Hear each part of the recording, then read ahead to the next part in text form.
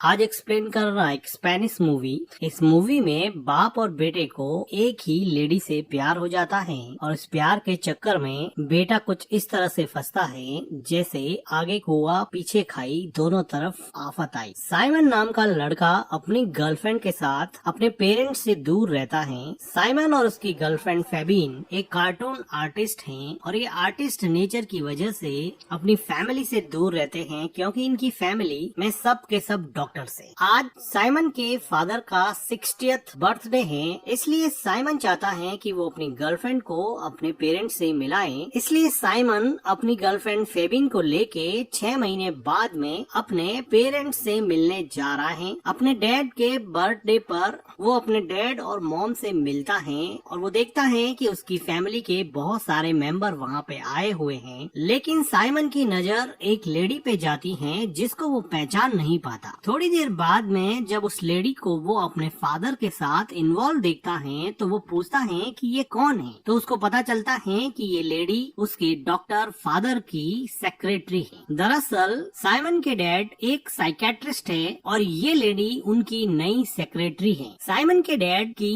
इन हरकतों के बारे में उनकी फैमिली को कोई प्रॉब्लम नहीं था कि साइमन के डैड अपने पेशेंट्स के साथ अफेयर रखते हैं और पुराने पेशेंट्स को ही अपनी सेक्रेटरी में बदल देते हैं और उनसे अफेयर्स चलाते हैं। साइमन की मॉम को इस बात से बहुत हर्ट होता था कि शादीशुदा होने के बावजूद भी उसका हस्बैंड अपने पेशेंट्स और अपनी सेक्रेटरी से अफेयर रखता है, लेकिन वो कुछ नहीं कर सकती क्योंकि वो खुद साइमन के डैड डॉक्टर कार्ल के नीचे काम करती हैं। इसलिए साइमन की मॉम को मन मार के भी साइमन के डैड के साथ रहना पड़ता है। वो अपनी शादी को बचाने की कोशिश करती है। साइमन की मॉम साइमन को बताती हैं कि मेरी शादी टूटने के कगार पे है। तुम्हारे डैड ने एक नई सेक्रेटरी रखी है और इस सेक्रेटरी का नाम है सोनिया। अब वो सोनिया के साथ हॉलिडे पे जा रहे हैं तो मेरी शादी टूटना डेफिनेट है क्योंकि ये सोनिया तुम्हारे डैड से शादी करके रहेगी। तो साइमन अपनी मॉम को कहता है कि इसमें मैं क्या कर सकता हूँ। वो कहती है कि क्लिनिक में तुम मेरा काम करना तो मैं फ्री हो जाऊंगी और तुम्हारे डैड के साथ हॉलिडे पे मैं चली जाऊंगी ताकि मैं अपनी शादी को बचा सकूं। अब साइमन को अपनी माँ पे काफी तरस आता है और वो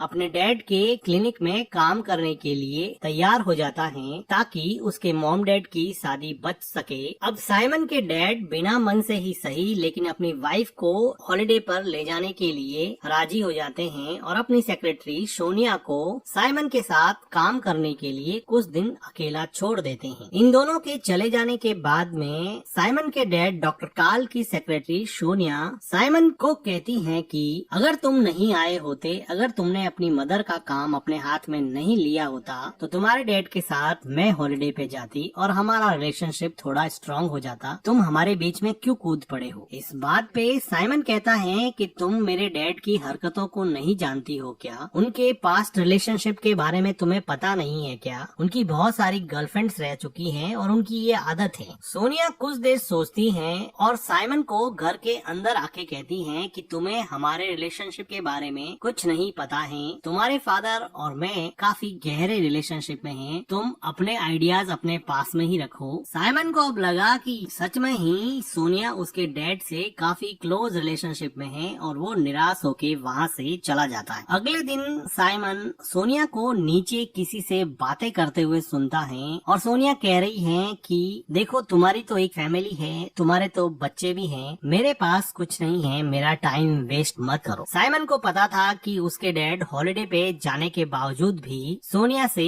बातें कर रहे हैं। साइमन और सोनिया को यहाँ पर ये काम दिया गया था कि उसके डैड की जितनी भी वीडियो क्लिप्स, कैसेट्स जिसमें उसके इंटरव्यूज और लेक्चर्स थे, उन लेक्चर्स को टेक्स्ट फॉर्म में कन्वर्ट करना था, जो कि काफी बोरिंग काम था। लेक्चर को सुन के उनके टेक्स्ट लिखना साइमन के साथ साथ सोनिया को भी काफी बोरिंग लगता था। सोनिया इमोशनल होके साइमन को कहती हैं कि तुम्हारे डैड मुझे अपनी गर्लफ्रेंड मानते हैं, वो ओपनली मुझे प्यार का इजहार करते हैं और मुझे यहाँ पे अकेला छोड़ के तुम्हारी मॉम के साथ हॉलिडे पर चले गए हैं। और वो थोड़ा इमोशनल हो जाती हैं और रोने लगती हैं क्योंकि वो लाइफ में सेटल्ड नहीं थी, उसको भी एक फैमिली चाहिए थी जो वो साइमन के डैड के साथ हॉलिडे पर जाकर उससे शादी करके बनाने वाली थी। लेकिन साइमन के आ जाने की वजह से अब उसका प्लान चौपट हो गया है। साइमन को भी लगा कि उसके डैड कर तो गलत ही रहे हैं, तो साइमन सोनिया को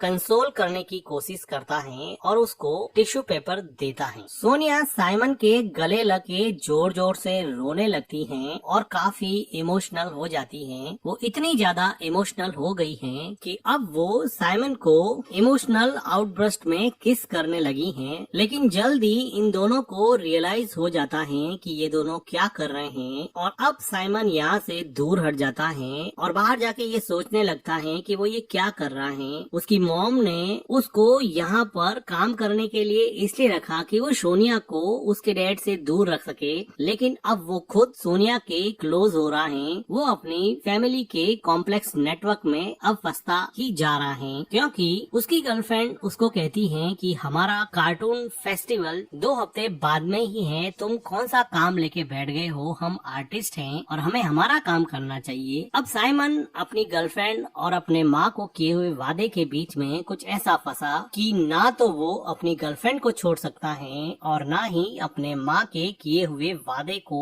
तोड़ सकता है। अगले दिन साइमन सोनिया को जाके सॉरी बोलता है कि कल जो भी हुआ वो नहीं होना चाहिए, लेकिन सोनिया बड़े आराम से अपना सिर हिला के बोलती है कि ऐसी कोई बड़ी बात नहीं है, जैसे सोनिया के लिए ये एक नॉर्मल सी बात हो। तो साइमन कहता है कि इसके बारे में मेरे डैड को मत बताना। तो सोनिया कहती है कि मैंने ऑलरेडी बता दिया है कि मैं तुम्हारे पीछे किसी लड़के के साथ इंगेज्ड हूँ, लेकिन ये नहीं बताया कि वो लड़का तुम हो। मैंने इसलिए बताया कि उनका हॉलिडे खराब हो जाए। साइमन को भी लगा कि कहाँ फंस गए यार। तो वो सोनिया के जाने के बाद में सोनिया के बारे में और जानकारी इकट्ठा करने की कोशिश करने लगा, क्योंकि सोनिया उसके डैड की एक्स पेशेंट थी। इसलिए वो सोनिया की फाइल निकालता है और वो पढ़ता है कि सोनिया सुसाइडल टेंडेंसी की पेशेंट थी, जिसका ट्रीटमेंट उसके डैड ने किया था, और वो सोनिया की पूरी फाइल पढ़ लेता है। अगले दिन ये बात सोनिया को पता चल जाती है कि उसकी पेशेंट वाली फाइल, जो कि डॉक्टर और पेशेंट के बीच में कॉन्फिडेंशियल होती है, वो साइमन ने पढ़ ली है। अब सोनिया अपनी फाइल ढूंढ रही है। वो नहीं चाहती थी कि उसकी सुसाइडल टेंडेंसी के बारे में कोई और जाने। वो साइमन को कहती है कि तुम मेरी फाइल मुझे दे दो। साइमन उसको फाइल निकाल के दे देता है। सोनिया इमोशनली रोते हुए कहती है कि तुम्हें हमारी प्राइवेट इंफॉर्मेशन नहीं पढ़नी चाहिए थी, तुम्हारे इस बिहेवियर की वजह से मैं तुम्हारे ऊपर केस कर सकती हूँ। सोनिया साइमन को अपनी फाइल देना नहीं चाहती, लेकिन साइमन उस फाइल को खींचता है तो सोनिया उसकी तरफ मुड़ जाती है और सोनिया फिर से एक बार साइमन को किस करने लग जाती है। और इस बार साइमन भी अपने आप को नहीं रोक पाता और वो भी सोनिया के साथ इन्वॉल्व हो जाता है। कुछ मोमेंट्स के बाद में सोनिया साइमन को कहती है कि यहाँ पे कोई आ जाएगा, हम नीचे चलते हैं। सोनिया नीचे जाने के लिए दरवाजा खोलती है तो वो देखती है कि क्लिनिक में दूसरे काम करने वाले लोग आए हैं और वो सोनिया को कुछ इंस्ट्रक्शन दे रहे हैं। साइमन अपने आप को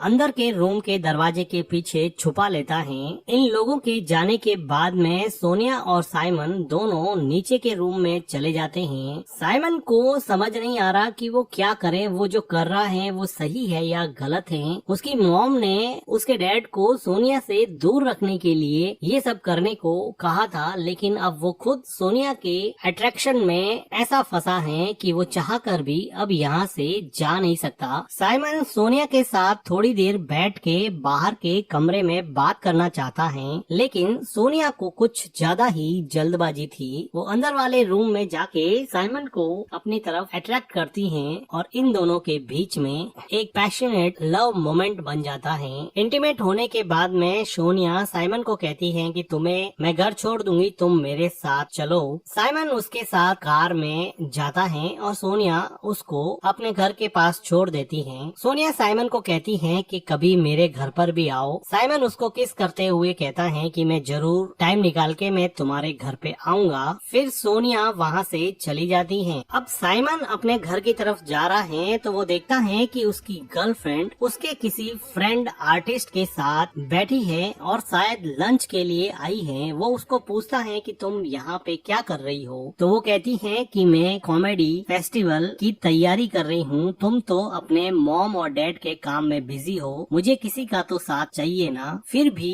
साइमन की गर्लफ्रेंड फेबिन साइमन को किस करती है और वो कहती है कि तुम जल्दी से वापस काम पे। ऐसा लगने लगा कि उसकी गर्लफ्रेंड फेबिन का अफेयर उसके फ्रेंड के साथ चलने लगा है और उसके मन के अंदर शक का बीज पैदा हो गया है। तो साइमन इन दोनों का पीछा करता है और वो देखता है कि उसकी गर्लफ्रेंड उसके नए आर्टिस्ट फ्रेंड के साथ कार्टून फेस्टिवल की तैयारी में पूरी तरह से जुटी हुई है। साइमन फेबिन को कहता है कि तुम तो बड़ी जल्दी बदल गई, तुमने तो अपना फ्रेंड बहुत जल्दी बदल दिया। तो वो कहती है कि 2 हफ्ते के अंदर अंदर कार्टून फेस्टिवल स्टार्ट होने वाला है, मुझे कोई तो चाहिए था जिसके साथ मैं इस फेस्टिवल की तैयारी कर सकूं, क्योंकि मैं काफी महीनों से इस फेस्टिवल की तैयारी कर रही हूं। तुम तो अपने मॉम डैड के काम में बिजी हो गए हो, मुझे किसी का तो साथ चाहिए ना। साइमन अपनी गर्लफ्रेंड को छोड़ना नहीं चाहता। अभी उसकी मॉम का फोन आता है और वो कहती है कि प्लीज थोड़े दिन तक और मैनेज कर लेना, हम यहाँ पर दोनों अच्छे से